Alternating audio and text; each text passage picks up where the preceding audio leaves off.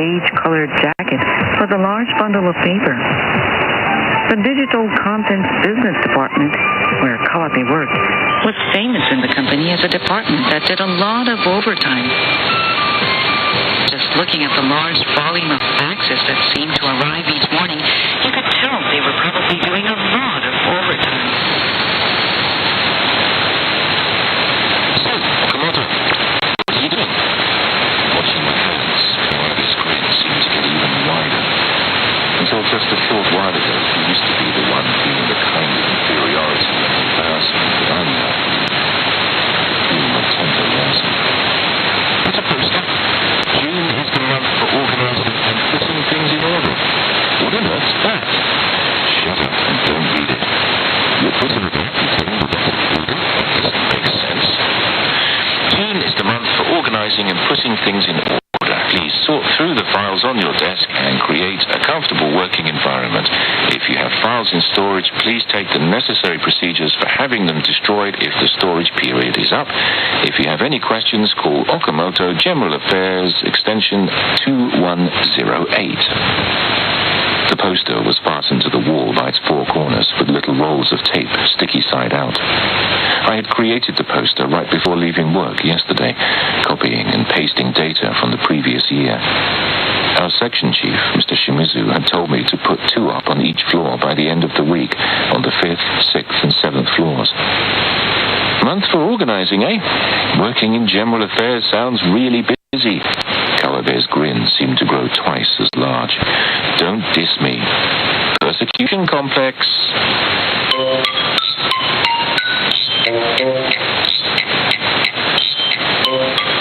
I stole a quick glance at the faxes that Kawabe had in his arms. Several sheets had flipped over, so I could see the names of companies written on them. The kind of companies I had looked up repeatedly on the internet using search engines when I was looking for a job. The senders had probably been in a hurry. I could see they had scribbled over their mistakes, blacking them out. So what have you been assigned to now, Kawabe? I knew my feelings would be hurt, but I couldn't help asking. Ever since he started having his hair cut very short on the sides of his head, he had started using eyeglasses, even though he wore contact lenses and the eyeglasses were just for show, saying, "Glasses go well with his hairstyle." Up until last month, I was assigned to dating games for girls, and I was getting rather fed up. But the week before last, was it? Yoshihara-san went on maternity leave, you know? He didn't even give me the chance to be shocked that Yoshihara-san had married, let alone got pregnant. Kawabe's mouth kept on talking smoothly. So, as her replacement, I'm now sub-leader of the development team for a battle RPG, and I'm feeling totally psyched about it. I've been doing overtime every day, and last week I had to sleep over at the company, you know? Kawabe always spoke excessively fast. I had experienced that countless times when I had gone on group blind dates with him. Whenever he found a girl he fancied, he would say everything he wanted to say all in one go. It was so easy to tell when he was totally psyched. So that's why he never succeeded in getting to leave with the girl, I thought, without saying. Well, I gotta go and sort these. See you soon.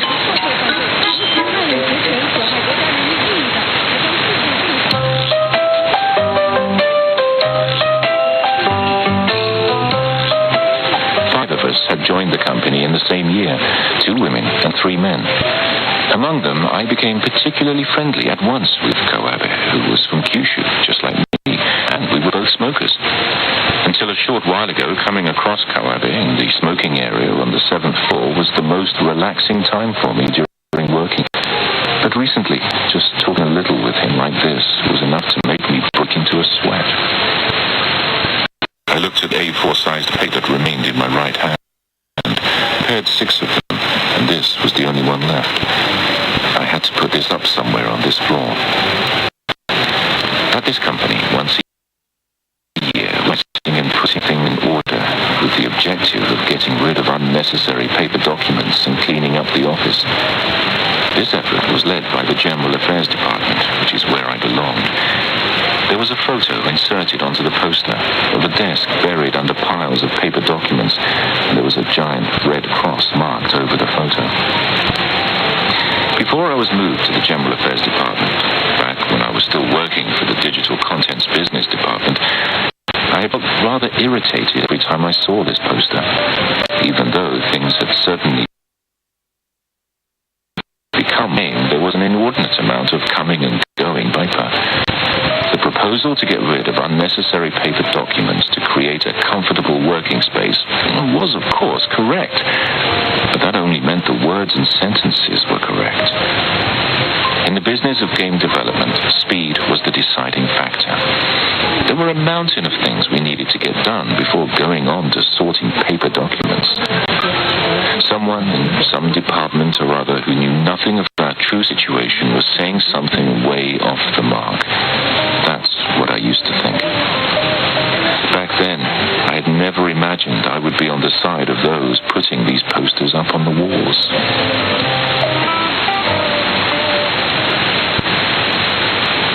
Glancing at my watch, I started walking down the cream-colored carpet. I had been standing here for longer than I thought. I would put up the remaining posters somewhere before more people started coming in. June is the month for organizing and putting things in order. What on earth's that? Back when I had been feeling annoyed by this poster, I actually hadn't been that bad. Kawabe didn't even know about the existence of our month for organizing and putting things in order. Let's get rid of unnecessary paper documents. That's what this poster declared. But from the perspective of many employees, this poster was in itself an unnecessary paper document. Our section chief, Mr. Shimizu, who had been working in general affairs for over 10 years, didn't seem to realize that at all. I returned to the floor where our General Affairs Department was located. There was the sound of punching hard on a computer keyboard. Whenever our section chief, Mr. Shimizu, typed on the computer, he made a big noise. His hair, which was thinning for a person in his mid-40s, was wavering like tree roots seeking nutrients in the earth. Today, just like any day. Good morning. You put the posters up. Thank you.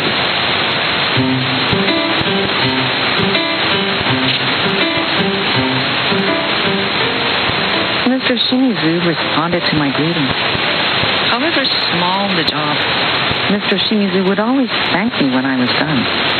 This may sound like the behavior of an ideal boss, but I sometimes felt he thought of me as a young, childish employee who would be in a bad temper if he didn't do so, which sometimes made me feel frustrated.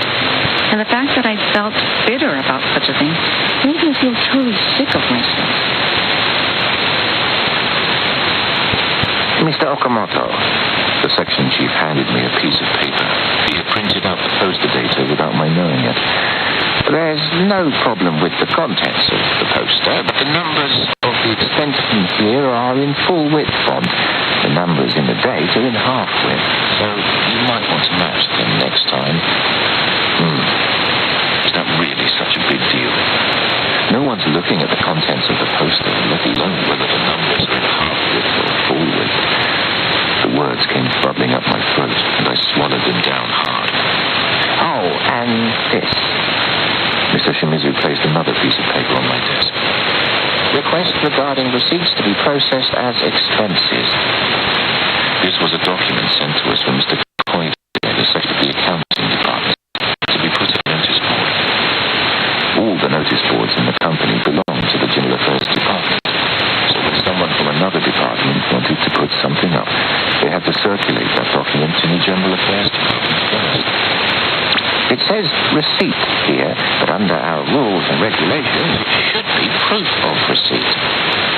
Mr. Shimizu took out the company rules and regulations from the desk drawer, opened it, and pointed to the spot that said proof of receipt. I know of no other person who can bring up the company rules and regulations immediately like this. Could you please go and confirm with Mr. Koide of accounting to ask whether he wants this to be posted with receipt, even though it doesn't comply with the rules and regulations, he wants to change it to proof-ocracy. Maybe he used a different expression intentionally. And if he wants to correct it, please use a double line to cross it out and get his stamp over it. Then we'll circulate it. The document had a yellow note stuck on it which said, "Please post this on the notice board as soon as possible," written in the handwriting of Mr. Koide, Section Q, Writing Department. They wanted this poster as soon as possible, and we were holding it up for this.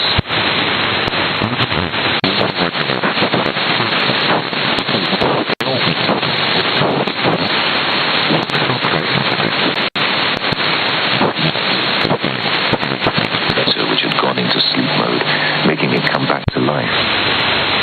I accessed my mail screen and saw there was an email from a university student who had telephoned earlier on to say he wanted to visit someone at our company who was a graduate from our school. The title of his email was, "Good morning." What kind of a title is that, I thought, for the inexperienced sentences.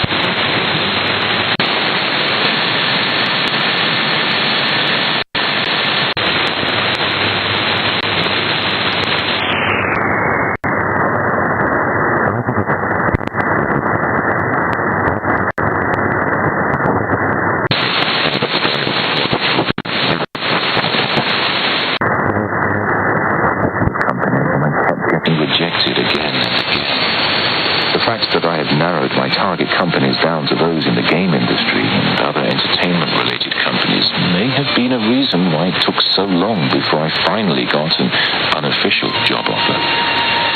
In the end, the only unofficial offer I got had been from this company, whose main business was development of prizes for game centers and printed sticker machines, while also placing emphasis on development of games for smartphones and for use in the home.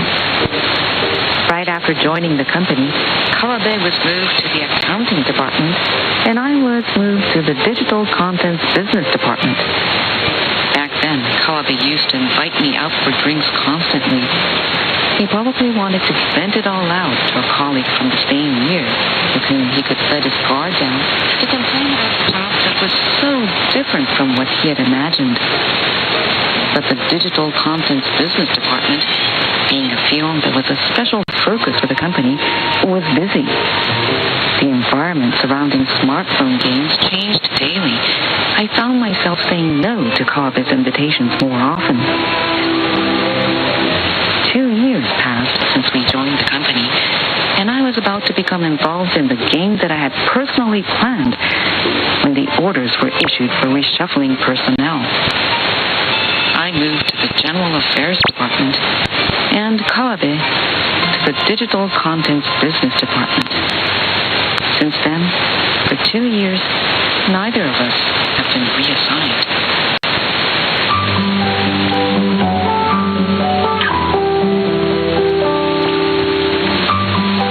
You've been listening to Short Stories.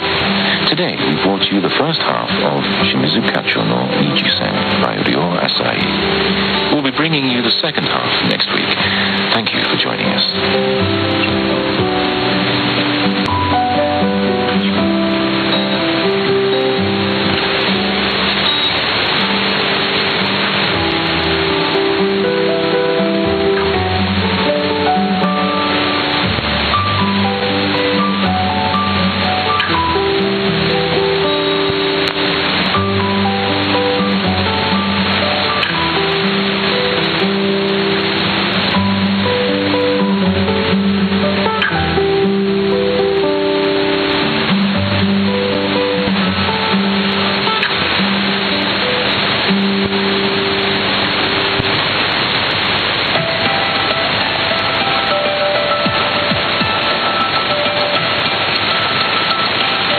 Enjoyed today's short stories.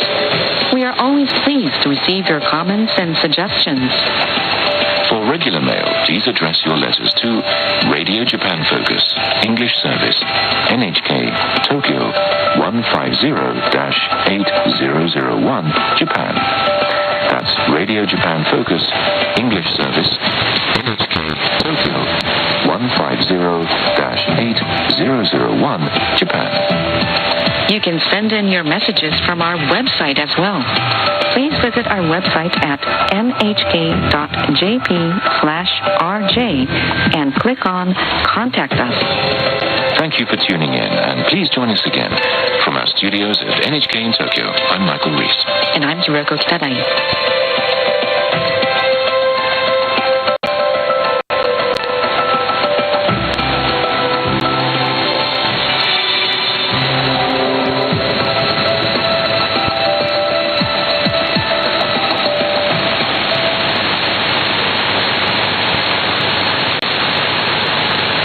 You're listening to NHK World Radio Japan, broadcasting from Tokyo. Here's a frequency notice. English language programs are broadcast 5 times a day. At 5 hours UTC on 5.975 and 11.970 megahertz. At 11 hours on 11.695. At 13 hours on 11.705 and 15.735, at 18 hours on 9.755, and at 19:30 hours on 9.645 and 9.710 megahertz. Now it's pleased to receive your comments and suggestions.